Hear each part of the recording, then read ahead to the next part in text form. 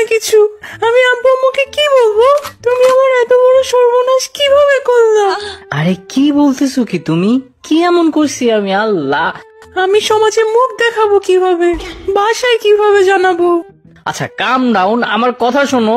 তুমি এর দায়ভার নিবা? আমার ক্যারিয়ার শেষ, সব শেষ। আমার কি হবে? আমার এখন আমার মাথা ঠিক ছিল না। তুমি আমাকে সহজ সরল পেয়ে এই সর্বনাশ করছো। আমি একবার না, দুইবার না, কয়েকশো বার বলছি যে কিস করলে বাচ্চা হয় না। তুমি এই বাচ্চার দায়ভার নিবা, আমি জানি না। আমি গালে কিস করছি ভাই, বাচ্চা কেমনে হবে? যেমনে আমি হইছি।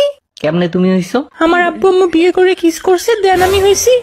ও ওয়াও, এটা তোমাকে কে বলছে?